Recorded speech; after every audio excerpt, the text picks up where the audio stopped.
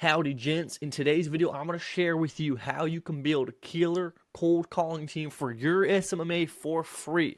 Let me get rid of the southern accent and quickly share with you how I actually did this myself. So here is my calendar from the first ever cold call team I built. We were booking like literally no meetings. After just a couple weeks of training, we were able to book anywhere from 30 to 40 appointments per week without me having to do any of the work, okay? And that's exactly what I'm going to share with you today. Now, a lot of people think that building a cold calling team takes a lot of time or costs a lot of money or the cold callers suck or that it's very difficult and complex, but none of that stuff is true. You just don't have the right strategies, the right systems, the right SOPs. And so in today's video, I'm going to cover all of that. This is going to be a super in-depth video on how to build, hire, train, find, manage, scale your entire cold calling team for free. And you're going to want to stick around to the end because at the end, I'm going to give away all my SOPs and scripts as well that you can use. So without further ado, let's dive right in. Okay. So the first things first is let me zoom this in a bit. Okay.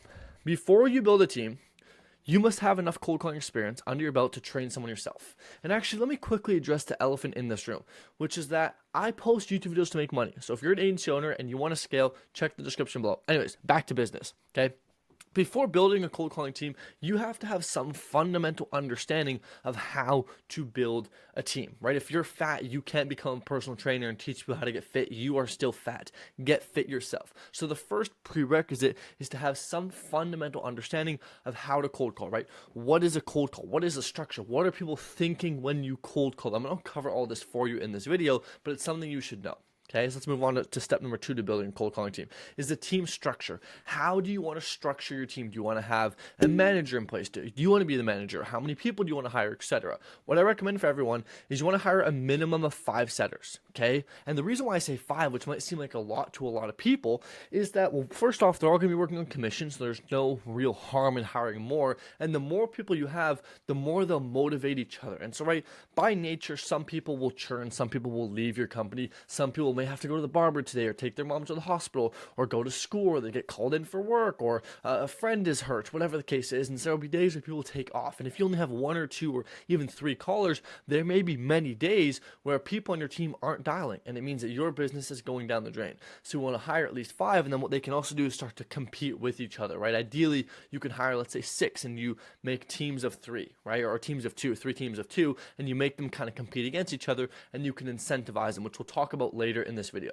Okay, but the point is there's no max here. You can hire as many as you possibly need and can handle. Okay, so don't hire 500 people. You can't manage 500 people, but at least hire a minimum of 5 for that exact reason. So what I see a lot of people do is they go out there, they hire 1 or 2, the 2 suck, and therefore people don't like sucking at something, so they quit, and now they're back at 0, and they have to go and redo the hiring process all again. You only want to hire once, okay? And you can add on to your team later, but you never want to start from scratch, which is why I recommend hire at least 5 from the get-go. Ideally, even more, 6, 7, 8 works really well, okay?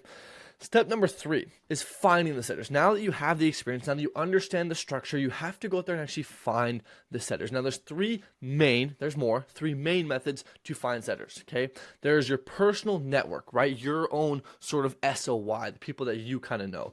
There's communities, and then there's, I guess you could say, like direct outreach. So you can either directly go to the people you know, right? Maybe you're in a few Discord groups, maybe you have an Instagram account and you can make a post. Okay.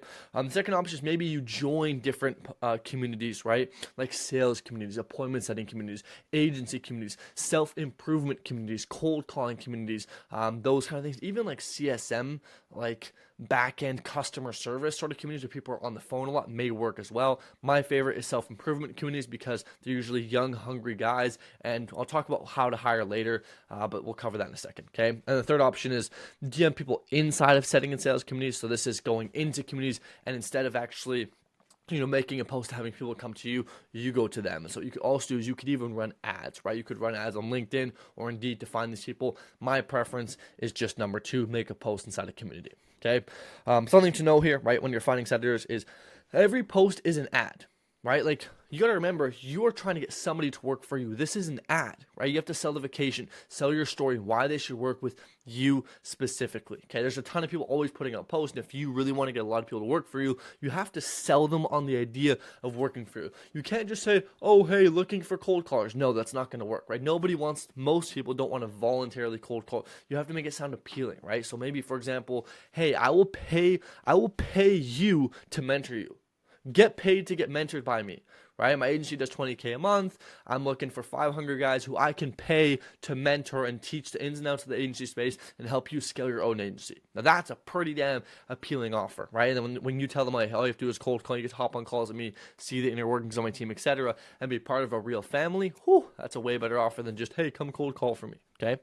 So another little pro tip here is if you message the admins inside some of the groups that you post, right, and mention what you do, sometimes they'll actually pin the post for you and get more traffic, okay? And then here's just a list of a couple good communities. Search for your own. Obviously, if these are listed here, they're probably very, very overused, so go find your own, right? Go, maybe here's some sauce for you. Maybe join LinkedIn groups. No one has done this stuff on LinkedIn, right? It's very untapped. Go on LinkedIn, look for sales, setting communities, etc. on LinkedIn and try and post your stuff there, okay? So lots more groups. Just go there. An example of hiring posts, I'm just gonna leave this, but you can go just, hiring posts. You want to make it like an ad. Don't just make a post saying looking for cold callers. Literally make an ad. Like genuinely pretend that you are running ads on Facebook when you are hiring, right? Make an actual ad, make it appealing, call out your target audience, insert, the benefits, sell the dream outcome, etc. Okay. Step number 4 is hiring. Okay. So when it comes to hiring, what do we look for? How do we hire, etc.? So in a general rule of thumb, most people don't follow this, but a general rule of thumb is you should take 3 interviews per 1 setter you want to hire. So if you want to hire 5 setters, at least take 15 interviews, right? We only know what's good because we compare it to bad. We only know it's light because we compare it to dark. So the only way for you to know if you're actually hiring good quality candidates is if you take multiple interviews and then you take the best of that group, okay? And the bigger that group, the bigger the sample size, the higher the quality of your team will be, and also the higher your standards will be because you'll get raised and exposed to better quality people, okay? Now, if you're planning to hire more than 5 setters, your structure should look like this. 1 group call. So you get a bunch of people to hop on 1 big group call.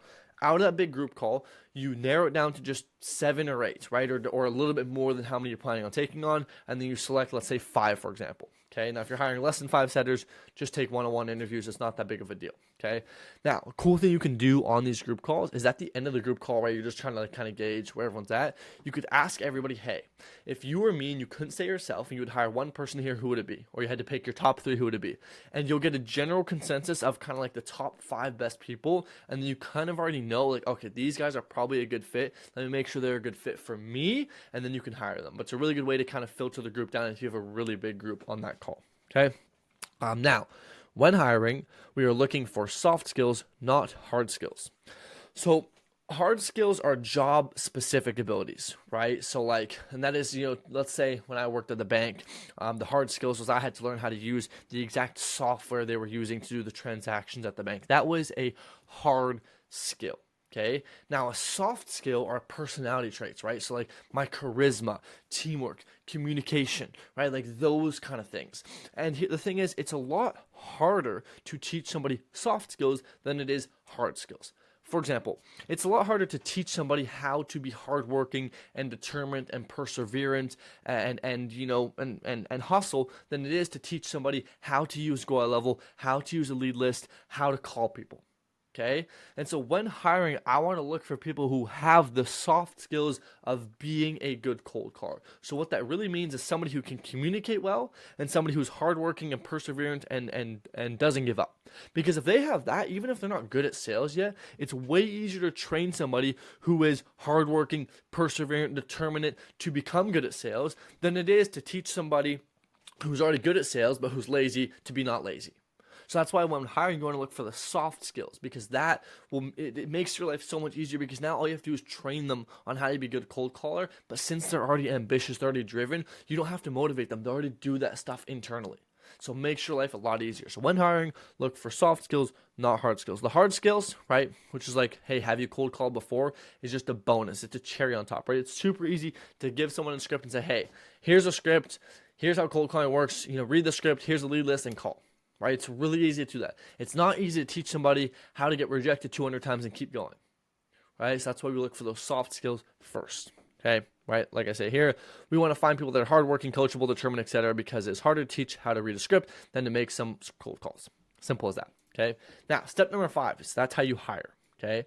Once you've, selected your candidates, it's time to onboard your team. Now, when you onboard a setter, it's just like onboarding a client. We need to give them access to our systems, calendar, dialer, lead scrapers, data sheets, etc. We need to show them how to get leads or give them leads. We need to set proper expectations about pay, right? Compensation, which we'll talk about in a little bit. Inputs, right? How many calls you have to make. Showing up to calls, etc., etc., etc. And we have to tell them about the business and the offer. Okay. We also have to give them the script and go through it with them, give them access to, this cold calling thing that I made, which once again, I'll give you guys all later. Give them access to their tracker, set up daily and weekly team calls, create a communication channel, find out what they want to achieve from working here, and anything else you need to onboard, right? Onboarding a team member is just as, if not more important than onboarding a client, right? This person is going to be working within your team, making you money. You don't just say, hey, yeah, just call for me and away you go. You need to bring them on and onboard them like you would a client, right? You need to make sure the expectation is set. You need to make sure you have a roadmap. You need to make sure that they feel like welcomed and understanding of the company, okay? Otherwise, this relationship with the person you hire will not last long, okay? So treat them like somebody who's actually working for you, because they are working for you. And people working for you should take care of your team. Okay, that's the way I operate, is you want to take care of your team. Now, that's step number 5. Step number 6 is training. Okay, once we have onboarded our team members, it is time to train them. This is rule of thumb. This isn't a end all be all, but just, a quick rule of thumb is in the first week, it is a very hands-on, heavy duty training with your team, 1 hour a day. Right, so the first little bit is probably just going to be going through the script with them, and it's going to just be teaching them how to cold call, right? And so, for example, I'll give you some sauce here. When you cold call somebody, they're thinking 3 things. Who is this? Why are they calling me? And what do they want? And so if you can explain and train and teach your team how to cold call, what the person's thinking, and understand cold calling from a first principles fundamental level, they'll understand why they get objections. And this is a lot. I can go into a lot more detail on this on my actual YouTube channel. If you go on my YouTube channel and search like cold calling, I have a bunch of other videos that go a lot more in depth on scripts, on training, etc. So I'll keep it high level here. You can go watch those yourself. But just know in the first week, you really want to train with your team, right? So good rule of thumb is 30 minutes reviewing calls and 30 minutes role playing after you've gone through how to use the dialer, how to update the spreadsheets, which for context, you should already have SOPs and Loom videos on how to do this, but you should just run through it with them so that way the expectation is set clear and they know how to do it and you can answer any questions that they may have, okay? Other than that, it's just going to be going through the script and getting them ramped up and ready to go to actually start hitting the phones and dialing. Okay, week 2, depending on where your team is at, okay, you can kind of tweak this. So I still like in week 2 to be training with my team at minimum an hour a day, 30 minutes reviewing, 30 minutes role playing. Now you may realize that, hey, we don't need as much time reviewing, or hey, we don't need as much time role playing, and you can kind of shift this as need be, but kind of feel out your team. Okay. Now in week 3, you can typically start to decrease the frequency if your team is good. Okay, but you still want to at least communicate on call. You want to still communicate in communication channels, Discord, Slack every single day,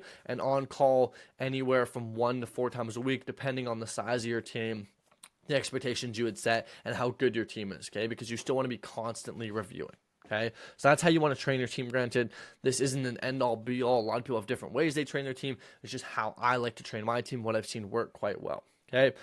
Step number 7 is managing. So managing your team takes a lot more work than most people think, because what people don't realize is that people suck at selling, they want to leave. And if they don't feel bought in, they will also leave. Now, I've got a full training on motivating your team. I actually posted a YouTube video on this titled like how to build a cold calling team that calls for you for free, something like that. Go watch it, okay? But typically speaking, to manage your team effectively, you want to do this. Once a week, have weekly team game nights. Once a week, have weekly team training sessions where you may review a call and then train together collectively as a team. Once a month, have one-on-one goal setting and performance reviews with each individual on your team.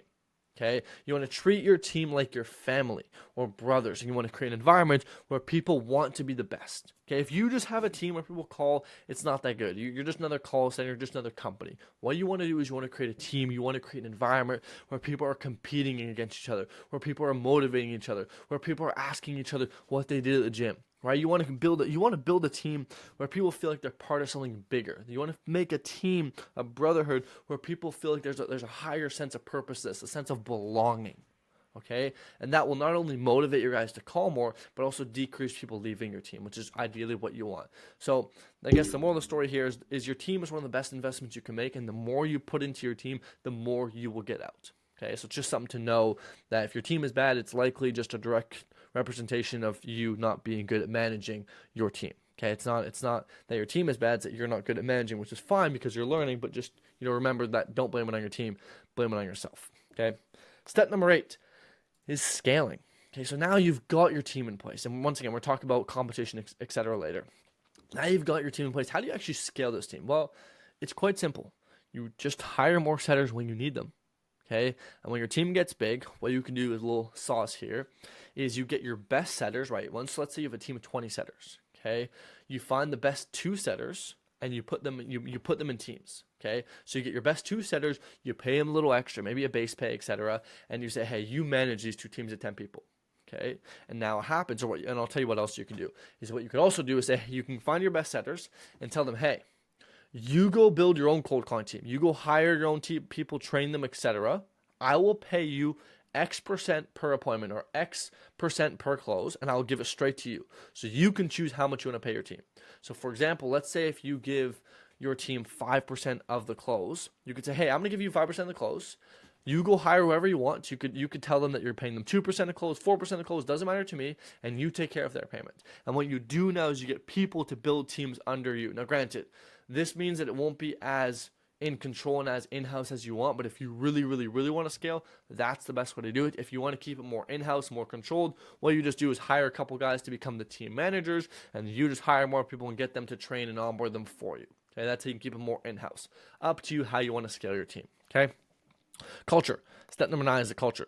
The most important thing to ensure your employees stay and work hard is the culture you set. Once again, game nights, personal one-on-one talks, right, with your team are a great way to ensure that your culture is met. Now, definition of culture is team culture is the shared values, behaviors, and beliefs of a group of people working together. Okay, so it's the way a team interacts, communicates, and approaches challenges. So the culture is really set by 2 things: the expectations going into the team and your own beliefs. How you operate, how you move will really, really, really dictate the culture of your team. Do you lead by example? Are you in there sometimes with your team calling? Are you hopping on personal one-on-one calls with people? Are you helping them out in their own family life, right? Like, what is the culture and the precedent that you set at your company, right? You lead by example. It's the best way to lead is by leading by example, and that's a direct representation of the culture you have at your team, okay? And so one thing I mentioned here is personal talks. Right? Once in a while, maybe if someone is underperforming or if someone's slacking, I'll just message them personally, hey man, what can I do for you? How can I help you? How can I help you hit the KPI? I see we're not hitting the KPI lately. I see you're not doing as well. I see you're not as happy. What can I do to help you out? I don't blame it on them. I say, what can I do? What can I do to help you hit this goal? Okay? That really builds a culture.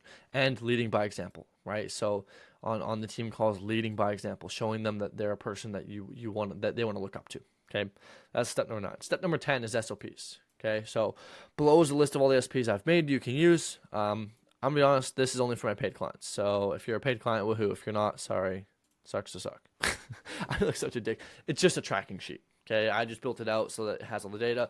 It's just a tracking sheet of all the data that you want to collect from your team.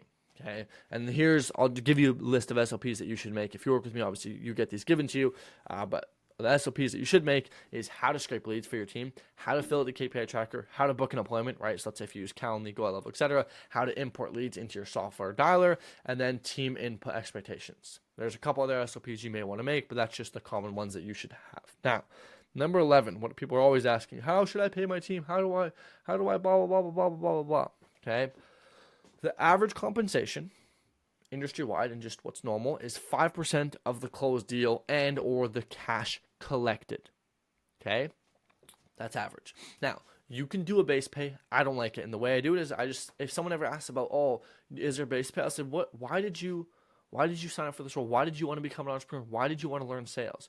Oh, because I wanted to make a lot of money and not be stuck in the rat race. I said, okay, cool. So do you want me to pay you like an employee and you just show up and do the work, and if you do the work I pay you, and if you do good you don't get paid anymore, you just get paid a straight fixed fee? Or would you rather me pay you in direct proportion to how good you are, meaning if you become better and you put more time and you learn the skill, you can make exponentially more money for the time you put in? Which one are you kind of wanting to do? And they'll always say the second one, because no one got into sales, no one got into entrepreneurship to just become another employee, to get paid a base fee. No one actually wants that.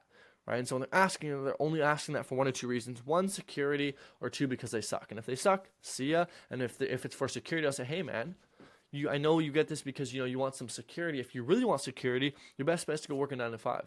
Entrepreneurship isn't guaranteed. Sales isn't guaranteed. If you're looking for a guarantee, go work at McDonald's. Right? That you show up, you'll get paid.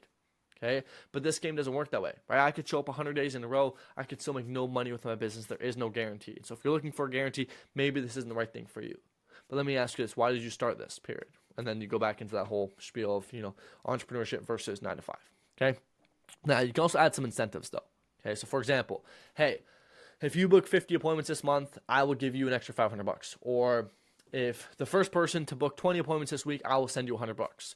Or the first person to book an appointment that closes this month, I will send you $1,000. You can do little games like this. You can do weekly games. You can do daily games. You can do little games like this that just add on to the fun, right? And so that's an extension of the money they already make with the compensation amount. Okay, and like there's infinite ways you can do this, right, with cool little games. So the point is, make your team fun, make it exciting to work for your team, right? So maybe one day we can be like, whoever books the first 10 appointments today, I'll send $100. Right now everyone's like, oh shoot, I gotta get on the phones, I gotta get down, I gotta book appointments, right? And that motivates everybody, because once again, you want to have different lengths of challenges. Because let's say if it's a monthly challenge, there's at some point there's going to be a winner and everyone else is going to stop wanting to call. Okay, and so what you want to do is once in a while have daily challenges or weekly challenges. Whoever books the first 5 meetings today, I'll send you $50, or I'll pay your lunch, or I'll order you DoorDash, right? Like little things like this that just make it exciting, that make it fun, that make it spontaneous for your team and make them excited to work with you. Okay, and adding these little incentives to allow people to make more money within your company. Once again, if someone books 50 appointments in a month and you pay them $500, 50 appointments, let's say you have a 50% show up rate, 25 appointments. Out of 25 appointments, you can probably close one, and your service probably costs a lot more than $500. Therefore, there's no big deal in paying someone $500 to book 50 appointments, right? If you think about it, 500 divided by 50, I'm no good at math at all. Okay, I dropped out of university. So if I'm not mistaken, I believe that's what, $10 an appointment? So that's the equivalent of paying them $10 per appointment. Like you can never even if you're amazing at running ads like I am myself, and sometimes I get an $8 cost per book call, to keep that up over 50 appointments is really hard. So stop complaining and pay your team. Okay. So one thing to understand is base pay should only be given to long-term employees. Otherwise, incentives are not aligned. Okay. So sometimes if someone's been with me for a while, I'll give them a base pay. Like, hey, if you manage a team, I'll pay you an extra $1,000 a month to just manage a team. Yada yada yada. Right, and therefore they're still incentivized because most of their money will come from closing deals. But now, hey, if you just manage a team, I'll toss you an extra $1,000 a month to take care of this team, manage them, train them, etc. for me. Right, and people that have been with you a while, they'll probably do that. Boom, there you go. Okay, that's when you should, put base pay in there. Now, scaling the team. I know we've already kind of talked about this, right? But I'm going to go into this a little bit more in depth. Right. Once your callers have proven to be good and consistent, I make them this offer. Hey, name, if you want to take on more responsibility in this company and also grow your income, I'll let you build your own cold calling team underneath you. I will set up a communication channel, give you access to anything you need, and pay you X per close that comes from your team. So you can distribute that money however you want within your team. Here's my SOPs, etc. Rest is on you. And so once again, what you do is you say to someone, hey, you go out there, you go find your own team. Right? I don't care if they're from Africa, Nigeria, doesn't matter. You go find your own team. I'll pay you this much per close that comes from your team. I'll pay it directly to you, and then you can choose how you distribute that to your team. Okay? And so what you do is you now let people feel like they run their own little mini company under your company. Right? And so granted, you don't have as much control over those people, but maybe you want that. Maybe you just want to delegate. Right? And that's what delegating is. Maybe once in a while you'll hop on a team call, right? Whatever the case may be. But this is a really good way to scale your team without you having to do any more work. Okay? Now, a couple extra things I will add here before we wrap this kind of video up is You want to create weekly competitions to win money. Okay, this increases productivity, workplace efficiency, and a lot more. We talked about this earlier. If someone is underperforming, it is your fault. Go out there and ask them what you can do better. Fire people if they bring your team down. Okay, hire fast but fire faster. If someone brings your team down and it's genuinely just not working, get rid of them. No big deal. Okay, nothing personal. Just it's for the sake of the team. If they bring the team down, if they bring the morale down, if they bring the overall workplace whatever down, get rid of them. It's not a big deal. Okay, your team is your best investment. Spend good time on them. Leading by example is the most effective leadership, and communicate daily with your team. Okay, you want to have daily reports, daily calls, daily data, daily everything. Right? Be involved in your team. Make an impact. Alrighty. Now, if I don't forget, I will put the SOPs and stuff down below. But if they're not there for whatever reason, if you just go to my YouTube channel, you go to YouTube, Stefan VDV, okay, and you just search cold call. Right, there is a couple. So this is the video on how to motivate your team. And let me actually just pull this up and show you the other videos that are good for cold calling. This is cold calling scripts, automations, etc. I think this is a video of me explaining cold calling, and then there's another cold calling video which is down. It's these two. This is how to build a script, and this is proof on the cold calling file and explaining cold calling in depth. There you go. Those are probably the best cold calling videos you should watch for your team and for yourself. Here's another video on how to book appointments with cold calling. This is kind of more an in-depth video on what I just talked about.